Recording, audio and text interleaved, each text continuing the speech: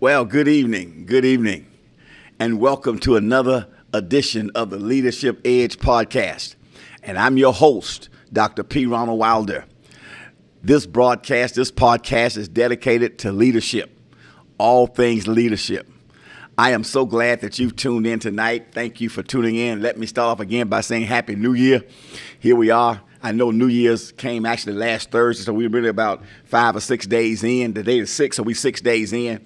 And this is really probably the first week, although it came last week, this is the first week of the new year. I trust that your new year is off to a great start. You coming in with great energy and passion, great momentum, and you ready to do some great things this year. I believe the grace is on you. And as a leader, oh man, this is going to be a great year for leaders. If you stay to the course, if you stay to your commitments you made coming in, it's going to be great. My job is to feed that hunger, that passion inside of you, and that's what this Leadership Edge podcast is all about. So, hey, thank you so much for tuning in. Now, before we get to talking leadership, let me remind you of a couple of things. Number one, you're probably watching this podcast on BGTV Studios Facebook page. Go ahead, hit the like, hit the follow button there. And also don't forget to hit the share button. Now, the share button is very important. Why? Because, we all have our levels of influence. If I share it, it's going to go to all the places I know. If you share it, it's going to go to the places you have influence, which is the places I don't have. So we're covering more space. Imagine if we can get 100 of y'all out there to share this live.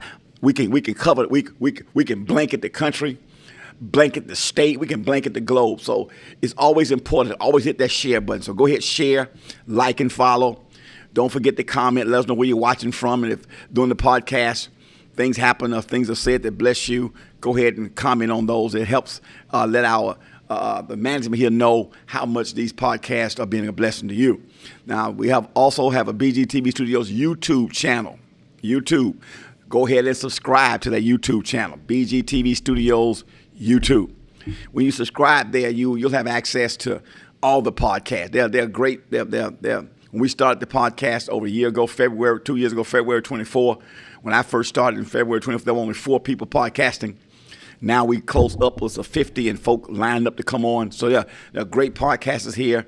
They're great ministries. They're great men and women of God with great messages. All of us have different genres and different platforms that we speak about. And so go ahead and be a part of all of those. You have access to all those podcasts. You can just binge out one day and go listen to all of them. Just great content. So subscribe to that BGTV Studios YouTube channel. Okay? Great. All right. Let's talk leadership. Let's talk about leadership for the new year. We've been talking about the challenges of leadership, and we've been on this for several months. And because it's such a vast subject, I decided to take my time, so I'm on segment number 15 here, so it's no problem. Now, as we look into a new year, what's one of the first things, one of the challenges we have is new priorities. Because when we come into a new year, we want to develop new things, and priorities is one of those things that we do. So let's talk about new priorities. Listen to what Peter Drucker said. Peter Drucker said, there is surely nothing quite as useless as doing something with great efficiency what should not be done at all. He said the worst thing you can do is to do something with great energy, efficiency that shouldn't even be done. So as a leader, you have to establish this year, what are my priorities? You don't need to be doing everything. There are some things that no longer need to be done. So you got to define your personal priorities. You also got to find your organizational priorities. Why? Because when an organization or when a person focuses on the few essential priorities, it gains strength. You ever heard this saying? I've seen people say they can do many things.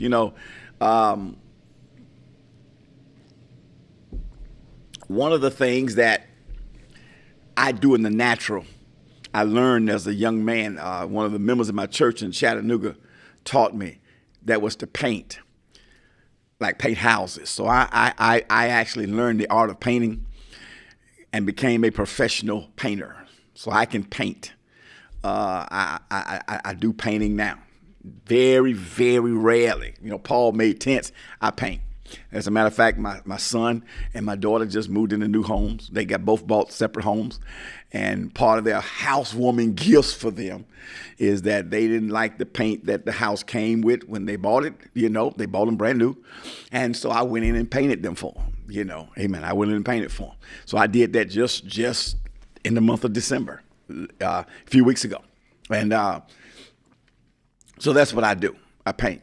Well, when I was in the paint business and the paint contracting, we run across people, the other contractors, the plumbers, there were electricians, carpenters, and every now and then we run across a handyman. The handyman does everything. He can paint a little bit, he can carpet a little bit, he could plumb a little bit, he could be an electrician, he could cut grass, he could do everything. He's called a handyman. Jack of all trades. But here's the problem. Although he had skill in all those areas, he couldn't make a living because as an expert, because he's a jack of all trades, but he didn't master any. Okay, none became his priority. Whatever somebody needed done, he tried to do it. Okay, whereas when it came to painting, I mastered it. When it came to electrician, this guy mastered it. When it came to plumbing, the other guy mastered. Okay, because that was the priority. I never had the desire to try to learn how to be an electrician. I never messed with it. I never had the desire to try to learn how to be a plumber. I never messed with it. Painting was my thing. That was the priority. I put all my energy, all my skill there, and all my energy there, and I became very good. Okay? Same holds true when it comes to the things that we do in life, the things of God. You have to determine what is it that you are good at. And you got to do that. You cannot be a jack of all trades. So as you come into the new year, you got to identify your priorities. And those priorities should be a couple of things. It's like a church, local church. I pastor a church. Obviously, as church, we have to do a lot of things. We have to minister to people, take care of things, do things. And you want to have your systems down where those things run and function. But the priorities should go into the areas that we are the very best at. We have defined 2 or 3 things that we as a local church, Covenant Church International, are really good at. And that's where our energy goes. I don't try to put a lot of energy into the things that I am not good at, but the things that I'm good at. I prioritize the things I'm good at and strengthen those things. As a leader, I look at what I do, okay? I teach leadership. I don't try to get into all kind of other stuff. I stay with leadership. Okay, I stay with a certain aspect of leadership. That's my priority. So master where you are. Establish priorities. You can't be all over the place. You can't be running like a chicken, as we say. I grew up in South Carolina, and so they had the same thing here in Alabama. And on the farm, he said you run around like a chicken with his head cut off. And for many years, I never knew what they meant when they say you run around like a chicken with his head cut off. Okay, I never knew until one day I was out watching, and I watched my dad them kill chickens. And it almost sounds torture the way they do. They would grab a chicken by the neck and wring his neck, and the neck would break, and the chicken head would stay in his hand, and the body would disband, and he running around because the chicken don't die instantly, and there's no head, blood gushing everywhere, and the chicken just running because he has no direction. He has no head. He just has a little light. Okay? And I said, that's what they mean, running like a chicken with his head cut off. You don't have no direction. You just running. That's what some people do. You cannot do that. You got to stay focused. You got to have laser vision. You got to have tunnel vision. You got to know which way I want to go, what I want to do. And everything that's opposed, everything that's in opposition, everything that pulls you away from that, guess what? You got to detach from it, okay? That's what the great leaders are good at. The great leaders are good at prioritize. They don't spend their time, they don't spend their energy, they don't spend their resources on things that are not priority. They give the things that are not priority, that are not essential, they give the attention that's needed, but that attention is minimal because you have to have those things. But the priorities, that's what they do. If you study any high level, in his book, Good to Great, that Jim Collins wrote many years ago. And I still consider that one of the my favorite leadership books of all time, Good to Great. Okay? And he talked about what he called level 5 leaders in that book. That's leaders at the highest level. The guys who are movers and shakers. These are cultural changers. These are world changers. These guys lead big corporations, and they have turned companies that were good. See, you could be good, but good is not the ultimate. It's great. And so he talked about in this movie, in this book, Good to Great, he talks about how companies go from good to become great.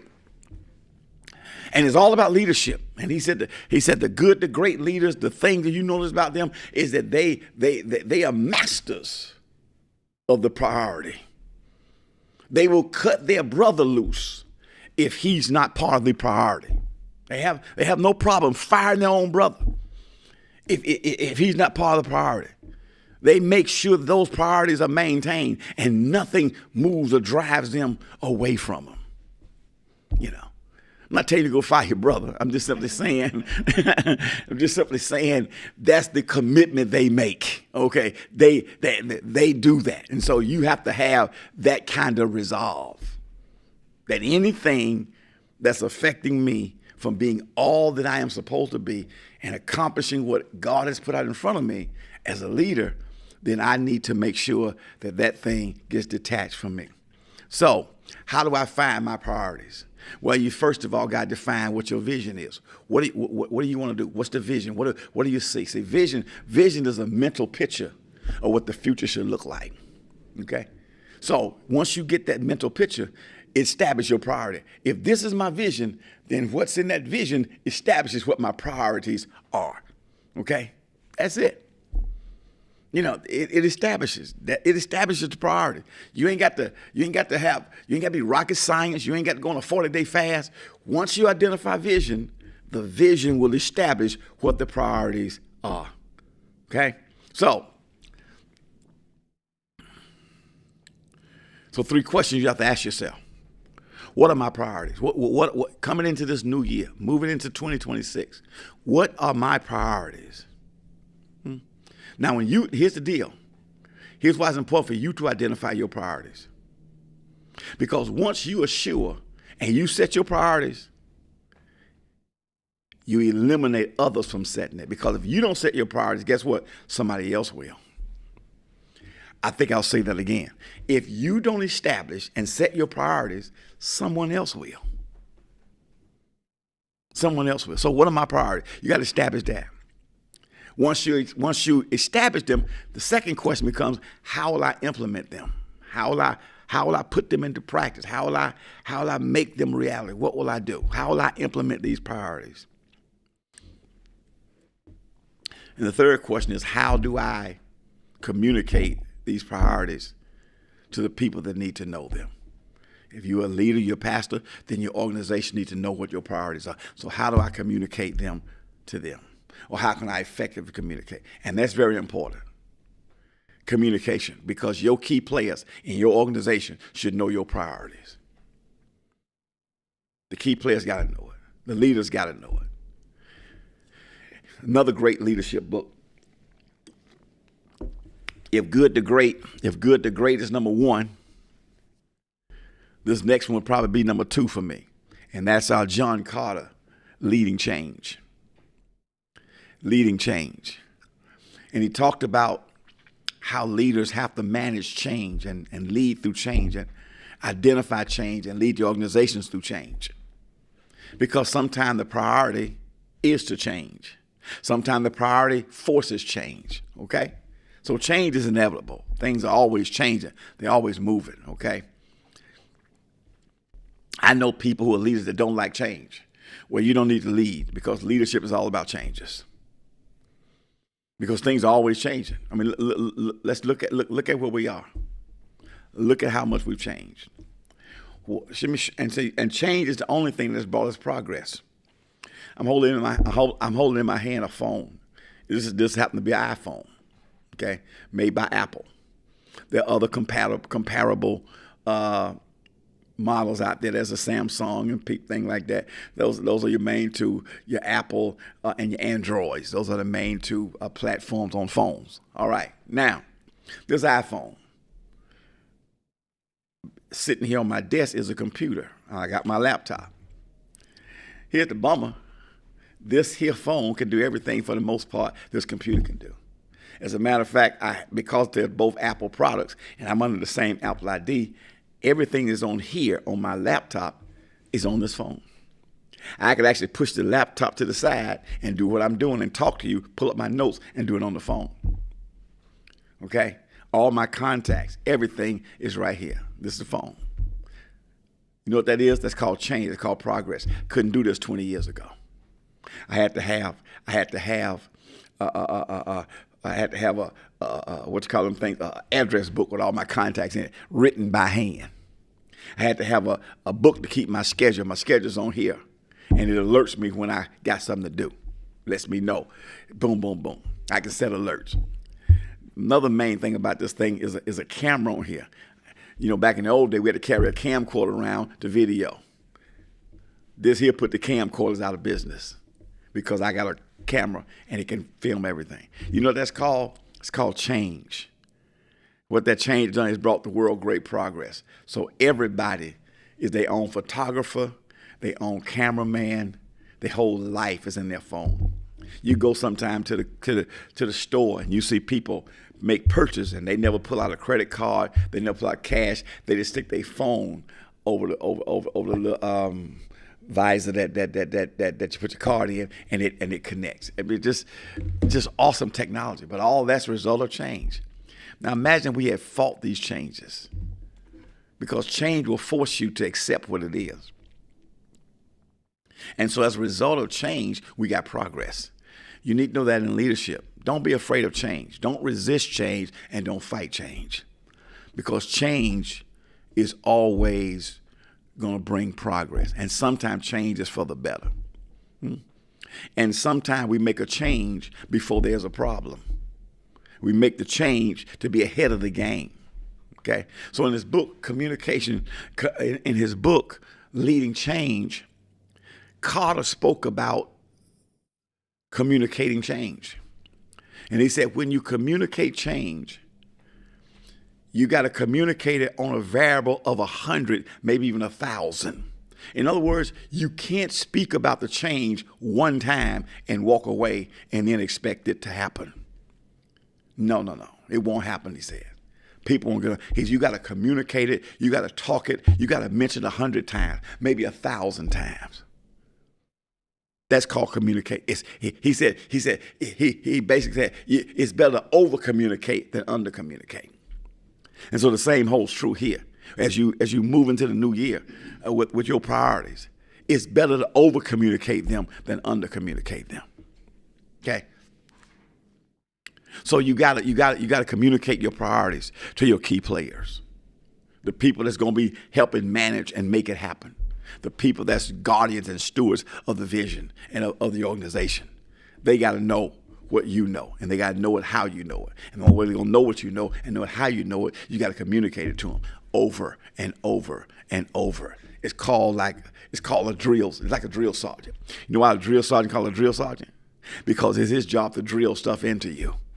It's his job to break you down and to make you the officer, whether it be a Marine or an Armyman, whatever you won't be. And so where you are like almost programmed, you know certain things, boom, that's a drill. He drills the culture, he drills the vision, he drills the policy, he drills the expectation of the military in you. He's called a drill sergeant.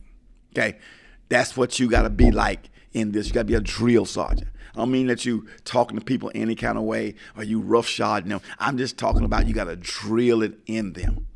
You can't get tired of talking about it. You can't get tired and weary. You have to communicate the priorities and what they are. Okay? Now,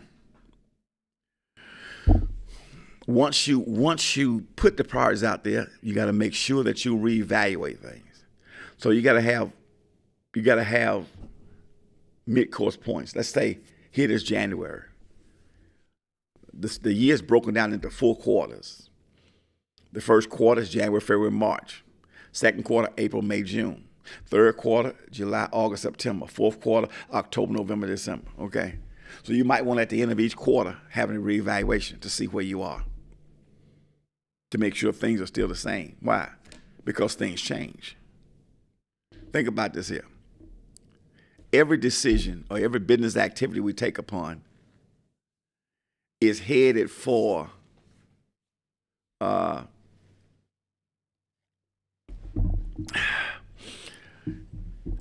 is headed to be obsolete the minute it begins. Okay? It's obsolete. It's headed for obsolete. Obsolescence the moment we began it. So you got to make sure that you're still not you're not in June, and what you're dealing with is obsolete for March. That's why you got to reevaluate. Okay? You know, it's kind of like this phone. I bought this phone a couple 18 months ago, maybe a year and a half. It's an iPhone 14. It was the top of the line. Now it's almost obsolete within 18 months. You know, things are changing that quick, so you have to reevaluate to make sure things are the same. There's another thing your priorities will do. Your priorities will determine how you will affect how you invest your time and where you put your time. When you are very clear about your vision, you will schedule your priorities rather than prioritizing your schedule. See, some people prioritize their schedule. But when you know your vision, you'll schedule your priorities. In other words, this is what's priority. This is what gets on my schedule. This is what gets my time. This is what gets my energy. That's how we have to roll. So, when you're implementing your priorities, you have to ask a question. And that is the main way. If you notice, I say to you a lot, I talk a lot about answering questions. Because if you ask the right questions, it'll tell you everything you need to know about what you want to do. Okay, that's how you get answers. Okay, so how does this priority support our vision? Here's my vision. Here's the priority. Does this priority support the vision? Okay, does it support the organizational vision? Who will be responsible for this priority or this activity? Who am I putting in charge of this? Who's responsible to make sure that this happens? Then the other priorities, other thing about a priority you should have is there should be a timeline. What is the time frame for establishing this priority? See, you can't just put it out there and just leave it. What's my timeline? Is it 6 months? Is it 8 months? Is it a year? I want to have this done. What you got to determine, you got to define the timeline. I know plenty of people, and I've done it before, throw out a priority, but we don't put no timeline to it. And we don't have a timeline to it. What happens is it just drags out, and we never get it fully accomplished because we didn't put priority to it, to the time. And since we didn't put priority to the time, we never saw ourselves as being on the clock. And I'm on the clock right now. My time is running out. So we have to pick up right here in our next podcast on next week. Now listen, as we get ready to check out for tonight, hope you were blessed by what we talked about. Don't forget, visit my website, www.covenantchurch. I'm sorry, that's my website, www.pronaldwilder.com. It's going to pop on the screen for you, www.pronaldwilder.com. Once there, you'll be able to pick up my book, The ABCs of Leadership. Great resource for you as a leader. And also, when you're on that website, visit my shop page. Hit the shop button, and there's a page on the shop. And there I have leadership teachings and leadership lessons I've taught in seminars and things in different places. You'll be blessed by you just download them on your device. You ain't got to have no CDs. Just download it. It becomes your computer, your phone, whatever. Now, the best buy on there is this bundle package because it has every one of the 30 teachings on there is on here, and you can get it for half the price if you bought all of them downloaded them all. But you can get them all here. Just it's a jump drive, stick it in your computer, in your device, and you can have me all the time. Get the bundle package. Great gift. All right. Also, listen, I'll remind you, I want to make an appeal to you to be a supporter of BGTV Studios. This is a tremendous platform that God has raised up, giving people like myself and some of the other great podcasters here a voice for our message to be heard. It's on the screen, the 3 ways you can give, the website, Venmo, Cash App. Scan that with your phone and be a giver. Now listen, you can be give a good one-time gift, or become a monthly partner. I prefer you be a monthly partner and just help undergird. Now listen, 100% of what you give go to BGTV Studio. We the podcasters don't get nothing. We don't share in it. Matter of fact, most of us podcasters, we are supporters of BEAT because we believe in this is good ground. So go ahead and start your year off. Make this the year that BGTV Studio becomes a priority, a financial priority for you. You're blessed by his ministry and by the podcasters. Give back into it, okay? Hey, my time is up. It's been great. We'll pick up here next week. I love you. Again, Happy New Year. This is your host, Dr. P. Ronald Wilder, signing off, reminding you that leaders lead and leadership matters. God bless you. I'll see you on next Tuesday.